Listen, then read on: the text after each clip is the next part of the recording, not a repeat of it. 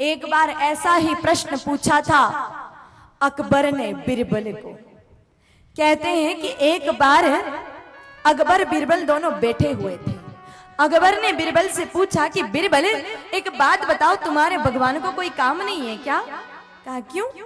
और नहीं तो क्या, जब देखो तब धरती पर आ जाते हैं, कभी तो वामन रूप में, कभी नरसिंह रूप में, कभी राम बनकर, कभी कृष्ण बनकर। शायद उनको आसमान में कोई काम नहीं, इसलिए हर बार धरती पर आ जाते हैं। हमारे देवताओं को देखो, वो तो कभी आते ही नहीं है। बिरबल ने कहा शहंशाह, इस बात का जवाब मैं 2-3 दिन बाद दूंगा तो चलेगा क्या? कहा बिल्कुल चलेगा। 3 दिन बाद संध्या का समय था, मौसम बड़ा सुहावना था। बिरबल गया अकबर के पास और कहने लगा कि शहंशाह, आज मौसम बहुत अच्छा है, मैं चाहता हूं कि अपन नौका विहार करने चले, नाव में घूमने चले। कहा ठीक है चलते हैं। बिरबल ने कहा कि शहजादे सलीम को भी साथ में ले लें क्या? कहा उसको भी ले लो। नाव सजाई गई और उस नाव में अकबर, बिरबल और सलीम को बिठाया गया। धीरे धीरे धीरे धीरे नाव नदी में आगे जा रही है। बिरबल ने सलीम को उठाया और खिलाते खिलाते जानबूझकर उसको पानी में डाल दिया।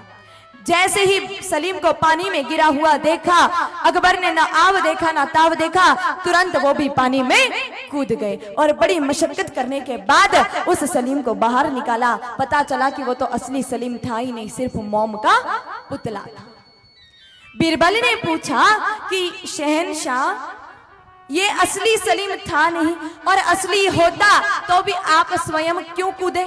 इतने सारे सेवक अनुचर आपके अगल बगल हैं, आप किसी को भी कह देते, एक इशारे पर हजारों लोग कूद जाते, आपको स्वयं कूदने की क्या आवश्यकता थी, जबकि आपको तो तैरना भी नहीं आता है। अकबर ने कहा बिरबल, ये नकली है वो तो मुझे अभी पता चला, लेकिन उस समय तो मुझे यही पता था कि ये मेरा बेटा सलीम है। और तुम कैसी बातें कर रहे हो? जब बेटा डूब रहा हो तो मैं अपने सेवक अनुचरों के भरोसे छोड़ूंगा क्या? कहा कि बस आप जो परसों प्रश्न पूछ रहे थे ना, इसका जवाब यही है। हम उस परम पिता परमेश्वर के बच्चे हैं और वो ठाकुर हमारा बाप है। कभी भी तकलीफ में देखता है ना, हर बार खुद ही आ जाता है। असिस्टेंटों के और अनुचरों के भरोसे कोई काम नहीं छोड़ते। तो माता पार्वती भी पूछ रहे हैं भोले बाबा से कि प्रभु स्वयं क्यों आते हैं, क्या कारण है? तब भोले बाबा ने कहा देवी, वैसे तो प्रभु के अवतार लेने के अनेकों अनेक कारण हैं, लेकिन जो मुख्य कारण मुझे अच्छे लगते हैं वो मैं आपको सुना रहा हूँ। बड़े प्रेम से आप उन कारणों को सुनना। राम जन्म के हेतु अनेका, राम जन्म के हेतु अनेका, परम विचित्र तेरा, परम विचित्र तेरा।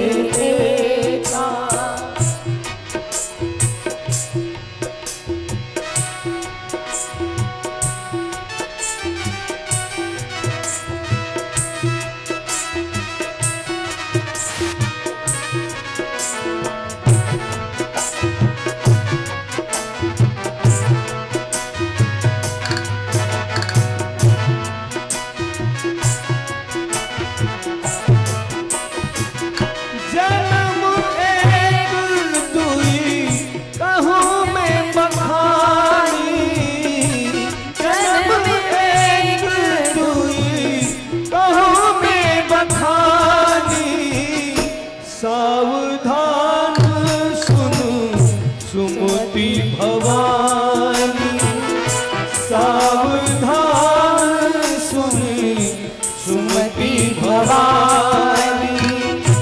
मंगल भवन अमंगल हारी, मंगल भवन अमंगल हारी। रहु सुदशरथ अजनी बिहारी, रहु सुदशरथ अजनी बिहारी, अजनी बिहारी। राम जन्म के हेतु अनेका, परम विचित्र एक ते एका। वैसे तो देवी अनेकों अनेक कारण है मेरे ठाकुर के, मेरे राघवेंद्र सरकार के, मेरे नाथ के इस धराधाम पर अवतरित होने के, लेकिन जो कुछ कारण मुझे अच्छे लगते हैं, मुझे पसंद हैं, वही कारण मैं तुम्हें सुना रहा हूं। बड़े ध्यान से सुनना। और भोले बाबा ने प्रथम कारण प्रभु श्री राम के अवतार का कहा। जब जब होई धर्म की हानि, जब जब होई धर्म की हानि, बारही असुर अधम अभिमानी, बारही असुर अधम अभिमानी।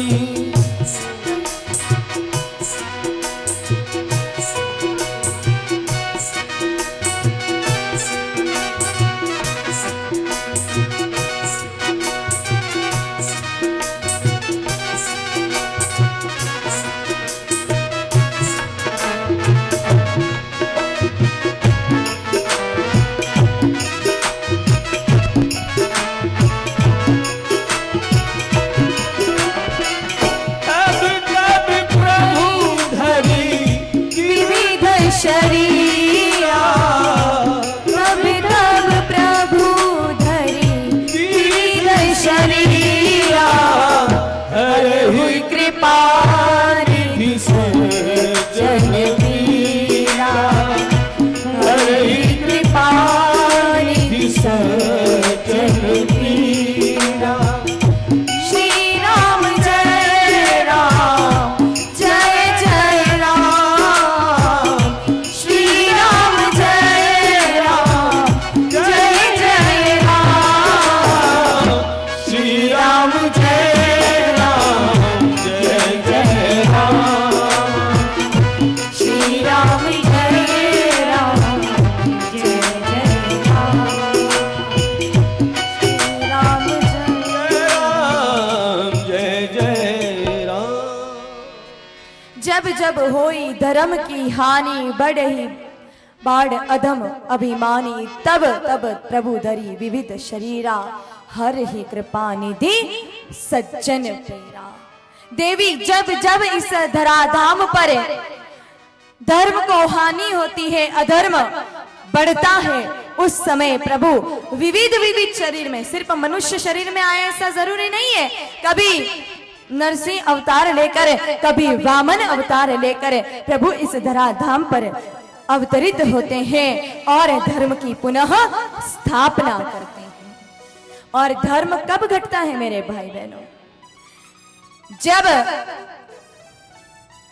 किसी धर्म के शस्त्रों का अपमान हो, किसी धर्म के शास्त्रों का अपमान हो, किसी धर्म में वस्त्रों का अपमान हो, उस समय धर्म की हानि होती है। और जब जब अधम, अधम कौन? मेरे भाई बहनों, हमारी नजरों में वो इंसान अधम है जो गाय माता जी की इज्जत नहीं कर सकता है। जो गाय माता को डंडा मारे वो तो बहुत दूर की बात है, जिसके हृदय में भी अगर गाय माता जी के प्रति कुभाव है, वो इंसान अधम है। अभिमानी, जिनको घमंड है अपने चौकटे का या फिर चेक का, ये दोनों घमंड होते हैं दुनिया में, या तो चेहरे का घमंड होता है या चेक का घमंड होता है। और जब ये अभिमान बढ़ता है, तब तब अलग अलग रूप लेकर, अलग अलग शरीरों को धारण करके प्रभु इस धराधाम में अवतरित होते हैं और सज्जनों की पीड़ा को हरते हैं। सिर्फ सज्जनों की, दुर्जनों की नहीं। और सज्जन कौन? जो गाय माता को डंडा नहीं मारे, जो गाय माता को परेशान नहीं करे, जो धर्म को हानि पहुंचे ऐसा कोई काम ना करे, जिसके वस्त्र विन्यास पूरी तरह से संस्कृति के अनुसार है, वो है सज्जन। और उन्हीं सज्जनों की पीड़ा को हरने के लिए प्रभु श्री राम अवतार लेते हैं। दूसरा कारण प्रभु ने राम जन्म का बताया द्वारपाल हरि के प्रिय दो, द्वारपाल हरि के प्रिय दो, जय और विजय जान सबको, जय और विजय जाने सबको।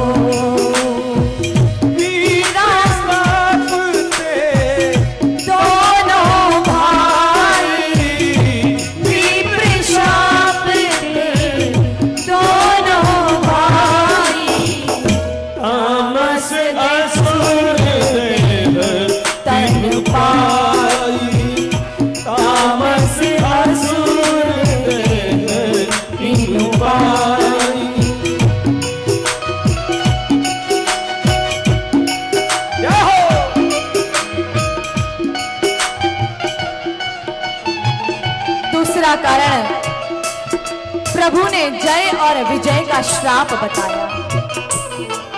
कहते हैं दो द्वारपाल थे प्रभु के वैकुंठ धाम के, नाम था जय और विजय। अति प्रेम के कारण दोनों बहुत ज्यादा अहंकारी हो चुके थे। इसलिए मेरे भाई बहनों, अति किसी भी चीज की नहीं होनी चाहिए, न खाने की, न पीने की, न हंसने की, न बोलने की, न चलने की, और ना ही प्रेम की। प्रभु ने प्रेम अधिक दे दिया, अहंकारी हो चुके हैं जय और विजय दोनों। एक बार लक्ष्मी माता वैकुंठ में अपने पति प्रभु नारायण से मिलने के लिए जा रहे थे, लेकिन दोनों द्वारपालों ने बीच में रोक लिया। कहा नहीं जा सकते अंदर, अभी प्रभु पोड़ रहे हैं, विश्राम कर रहे हैं, नहीं जा सकते। कहा पत्नी हो उनकी, कहा कोई भी हो लेकिन फिर भी नहीं जा सकती। अब माताओं को दूसरों के घर पे कोई जाने से रोके तो भी कितना क्रोध आता है, और खुद के घर पे जाने के लिए कोई मना कर दे तो क्रोध कितना ही आएगा। लक्ष्मी माता को अपार क्रोध आया, जैसे तैसे जय और विजय से निपट कर गए वैकुंठ के अंदर। प्रभु को कहा कि अभी के अभी दोनों नालायकों को निकालो यहां से। कहा देवी शांत, क्या हुआ? कहा ज्यादा प्रेम मिल रहा है ना, इसलिए दोनों घमंडी हो चुके हैं, मुझे अंदर आने से रोक दिया। कहा देवी शांत हो जाओ, अगर घमंडी हो चुके हैं तो घमंड दूर करने के लिए कुछ उपाय किया जाए, निकालना तो कोई हल नहीं रहा। एक काम करते हैं, किन्हीं अच्छे पंडित को, विद्वान को बुलाते हैं, वो समझाएंगे इनको तो ये समझ जाएंगे। कहा कुछ भी करो लेकिन इनके अभिमान को मिटाओ। तब प्रभु ने सनकादि ऋषि, 4 ऋषि हैं, सनक, सनंदन, सनातन और सनत कुमार, इन चारों को कहते सनकादि ऋषि। इनकी तप तपस्या इतनी बढ़ गई थी कि प्रभु ने स्वयं जीते जी निमंत्रण दिया था वैकुंठ में आने का। मरने के बाद लोग वैकुंठ जाते हैं, लेकिन सनकादि ऋषियों को जीते जी निमंत्रण मिला। 4 ऋषि गए वैकुंठ में, लेकिन जय और विजय ने उन चारों को भी रोक लिया। अब वो तो लक्ष्मी माता थी, उन्होंने तो सुन लिया, लेकिन ये ऋषि है, ब्राह्मण है, क्यों सुनेंगे? ब्राह्मणों का क्रोध तो हम जानते ही हैं। जब जाने से रोक लिया, क्रोध आया सनकादि ऋषियों को, तो जय और विजय को श्राप दे दिया। एक ऋषि ने कहा कि राक्षस हो जाओ, पीछे 3 थे, कहा 3 जन्मों के लिए राक्षस हो जाओ। वही जय और विजय पहले अवतार में हिरण्यकश्यप और हिरण्याक्ष बने, दूसरे अवतार में वही रावण और कुंभकर्ण बने, और तीसरे अवतार में वही कंस और शिशुपाल बने। श्राप दे दिया। देखो हम कलयुग में जन्मे ना, अपन कहते हैं कलयुग में कहाँ भगवान ने पैदा कर दिया, कितनी सारी विडंबनाएं हैं कलयुग में, लेकिन एक बात अच्छी है कलयुग की, यहाँ पर श्राप किसी का नहीं लगता है। अब पहले तो सतयुग में, द्वापर में तो क्या होता है, कोई भी गलत काम करते तुरंत ब्राह्मण देवता को आया गुस्सा, अंजलि में पानी भरा और तुरंत छिड़क दिया, तो जो श्राप दिया वो हो जाता था। अब आजकल श्राप किसी का भी नहीं लगता है, सिर्फ गैया मैया का, इनके अतिरिक्त किसी का श्राप लगने वाला नहीं है। श्राप दे दिया। जब ठाकुर